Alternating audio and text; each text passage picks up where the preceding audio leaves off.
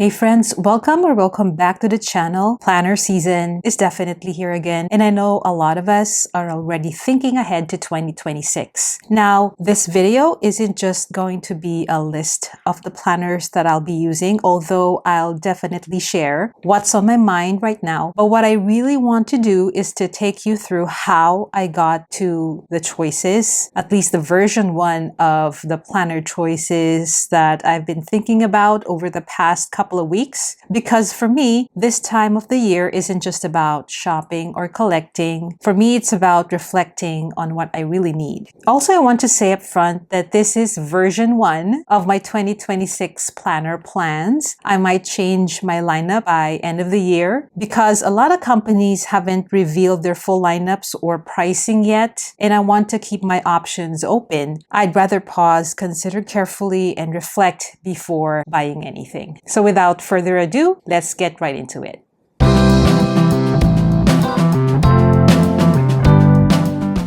My life rhythm.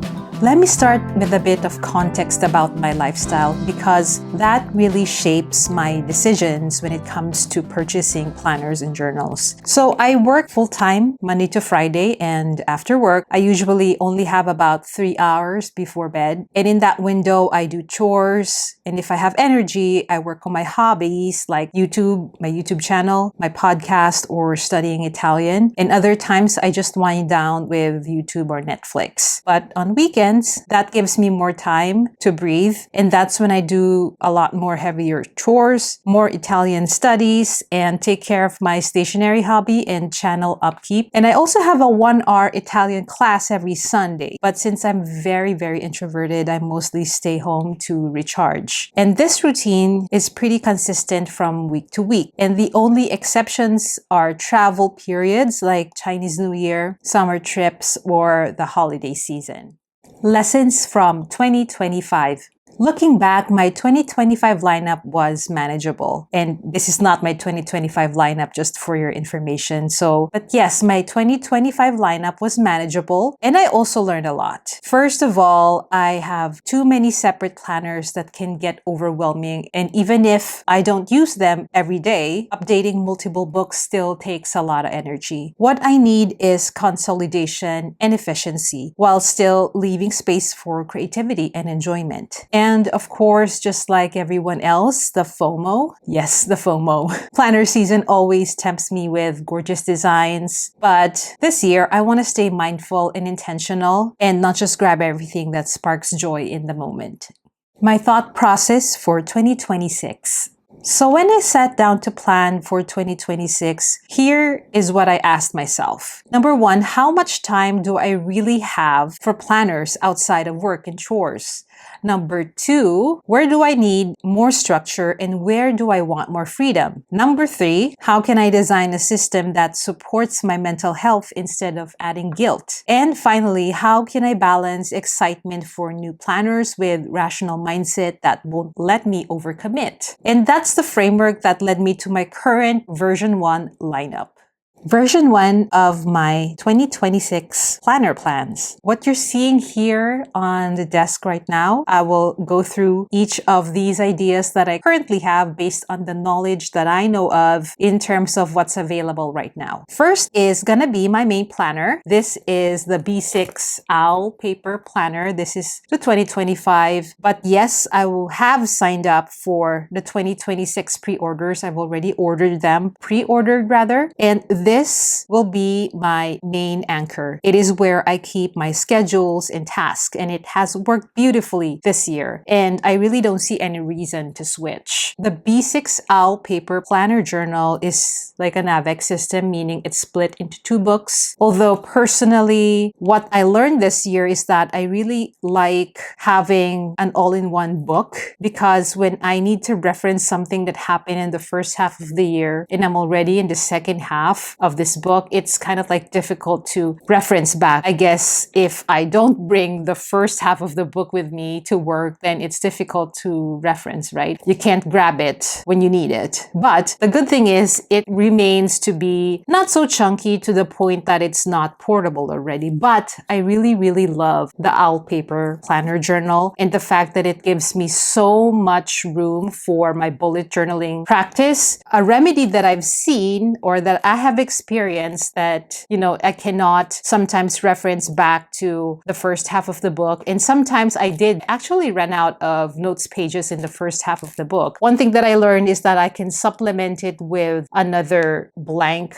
notebook or a grid notebook. And I got myself the Owl Paper Companion Notebook in a B6 Slim. And this is very convenient because it can tuck very neatly into my B6 cover. And I can definitely use this as a reference notebook, or if I need to have more space, or if I ran out of space in either of these books, then I can definitely use this to continue my bullet journaling, logging, and stuff like that. And then for my health and daily journaling, I am planning or thinking about using the Jibun Techo Days in the A5 Slim. This is a 2024 version. I really want this to be my self-care log, and I'll use the Gantt chart over here at the monthly section. So the Gantt chart here, I will be using as something that will help me track my health habits. The lists here at the front for self-care notes, daily pages for mood and wellness reflection, and maybe a bit of journaling. I do want to go back to the practice of daily journaling. I still do like long form journaling in a gridded notebook, but I really crave for some dated journaling pages to keep me accountable. And this planner is going to give me that structure and that accountability without worrying too much about the space, because as I mentioned, this is going to be a health log of sorts. So it's going to double as my health tracker and my mental health log. And yeah, that's how I plan to use the daily pages for mood and wellness reflection. Keeping all of this separate makes it easy for me to reference later.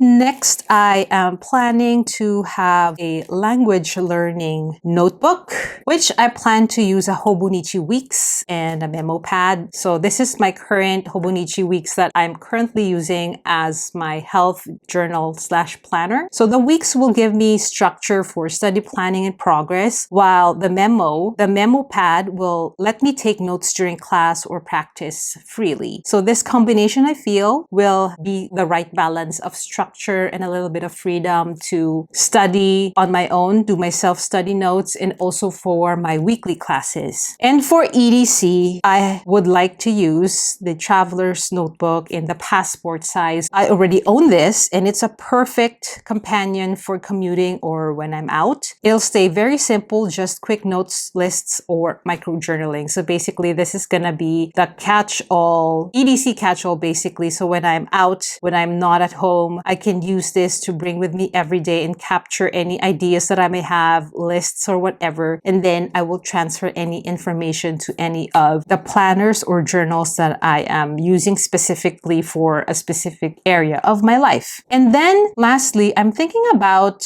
having a compact dedicated planner for a master goal book. So this will be my dashboard for all major goals such as work projects, health summaries, YouTube, podcasts, language milestones, and maybe even novel writing. I'm thinking about it. I'm thinking about going back to novel writing. I haven't decided on the exact yet, but I'm leaning towards the Hobonichi A6 planner. And the key is one compact place for high-level goal tracking and monthly reviews, because currently my tracking is spread throughout my planners and journals. So with my main planner, I track certain events at work, certain deadlines, and a couple of habits. My health journal tracks everything health related, and I don't currently have any tracker for my YouTube or podcast monitoring. And now that I'm studying Italian, I am doing some light tracking in my other language notebook. So it's pretty much spread all over the place. And I'm thinking to consolidate everything for 2026, at least the ones that I definitely need some coordination and some high level overview so that I can understand understand if I am actually approaching towards the goal, or if I'm